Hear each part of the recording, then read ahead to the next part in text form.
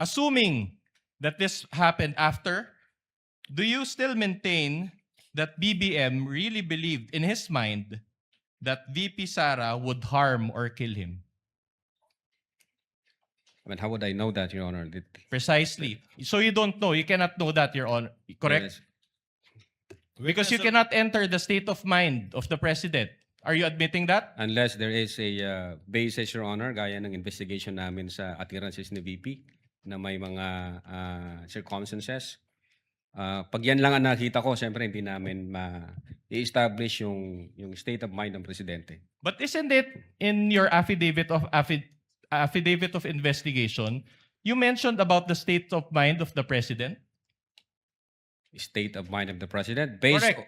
After the statements of VP Sara, you interpreted the mind. It's like you went into the mind of the alleged offended parties, BBM, FL, and the speaker, and based on your own interpretation, you determined or concluded that they were threatened. Is that not the case? Yeah, ang sinabi doon ng presidente, nakakabahala yung mga narinig natin itong mga nakaraang araw. And then isa itong kriminal na pagtatangka, ito'y aking papalagan. So at that moment, the president took the utterances serious and real, sir. But you just based that on his own statement. You did not enter his state of mind, correct? Objection, Your Honor. I think where is this leading?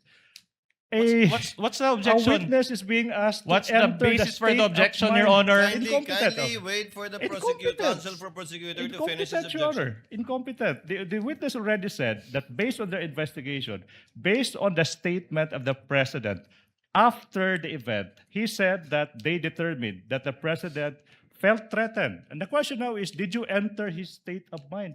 Your Honor, please, I think I'm now objecting on the reason that this person is incompetent to Your Honor, enter. we will be satisfied with just the basis. If he had said incompetence, we would ask for a ruling already. He doesn't have to lecture, Your Honor. And for the record, Kindly reform counsel. I think I know where you're getting at. all right. My question to you is this: do you have background on forensic psychology? No. Do you have a background on behavioral psychology? Well, we were taught about Just that yes or subject no. matter in Just the a academy. yes sir. or no will do. Do you have a forensic psychology department in the NBI's cybercrime division? Forensic psychology. Yes. We have BSD. We have medical legal department. Medical we legal have, only. We Okay. have psychiatrists. All we right. have psychologists. We have all of those, sir.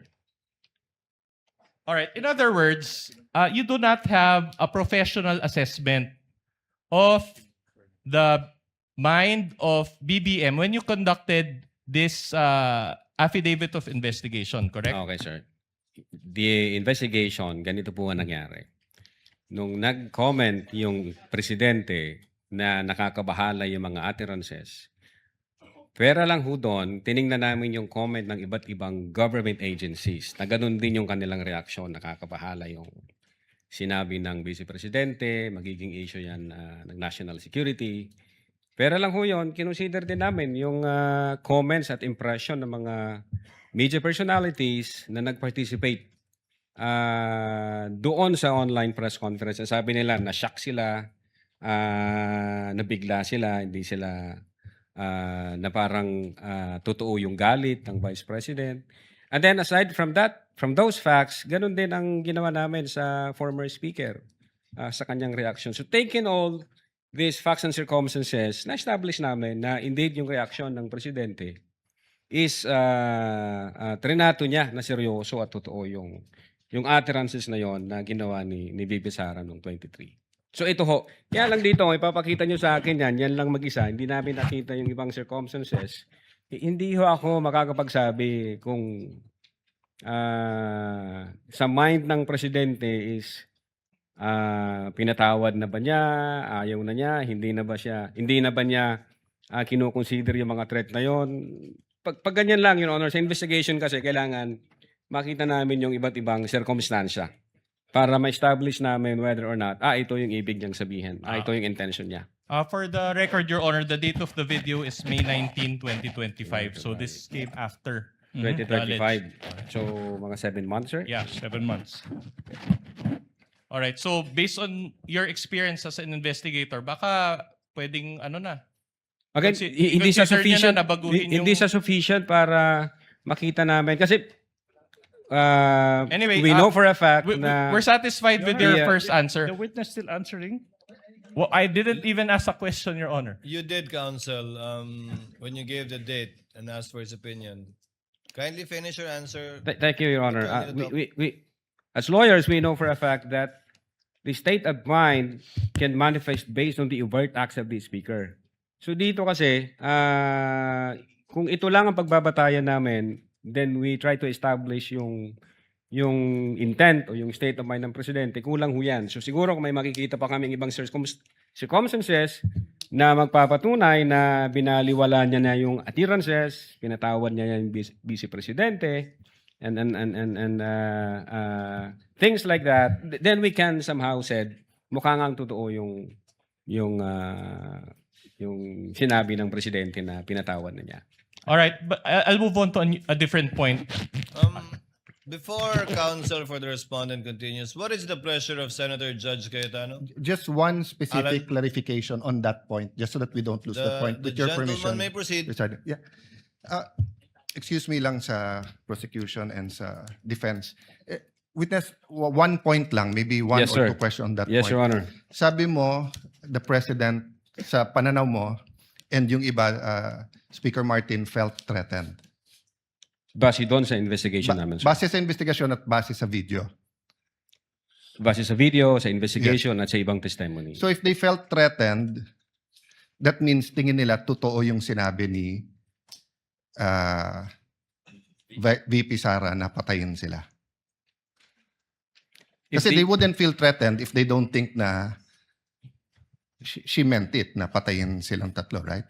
in our investigation, they trinato nila yung utterances as seryoso. Yes. At So banta they ito. won't feel threatened unless tingin nila seryoso yung threat.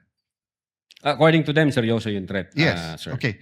But the threat was, pag pinatay niyo ako, papatayin ko kayo. So kung hindi naman nila sila balak patayin, why would they feel threatened? Unless you're saying now, you think, balak nga nilang papatay si Vice President. Actually, sir, ito, from the point of view of law enforcement like us, yun nga yung naging alarming na issue doon na sa amin, sir. Sa No, amin I agree. Ah. I'm also, Mr. Vitessa, I'm also alarmed with the language, with saying that. I'm alarmed with what's happening in our country, in flood control, etc. But that's not my point. My point is, in your investigation, para maging grave threat, kailangan yung party na trineten feels threatened. Pero ang sinabi ni VP Sara, pag pinatay ako, patayin silang tatlo.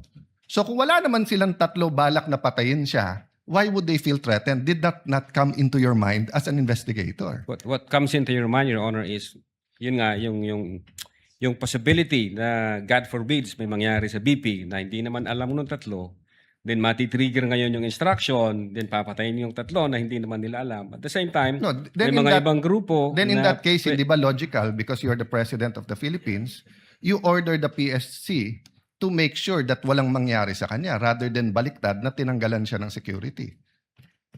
nung I'm just following your logic. I won't Yes, I sir. won't argue. Finish your ano, and I'm satisfied, Mr. President.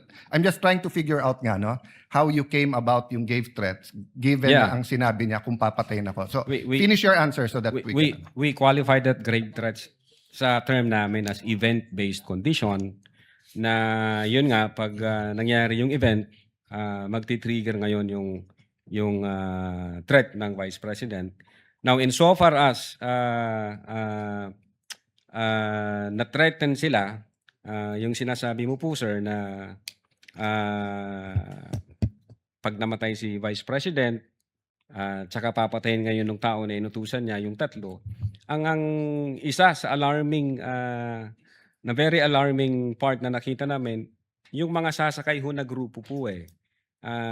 Kasi, God forbid, pwedeng mawala ang Vice Presidente but not necessarily sila yung dahilan. Pwedeng namatay siya for one reason or the other.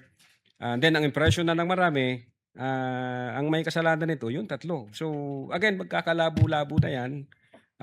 may sasakay na sa issue, thinking na pag pinatay nila yung tatlo, ang sisisihin ngayon yung kampo ni Vice Presidente kasi may attirances na ginawa ang Vice Presidente to that effect. So, yun ho yung sa investigation namin. Now, insofar as pumasok ho yung elements ng grave threats, yeah, we believe na pumasok yung elements ng grave threats kasi nasatisfy ho lahat ng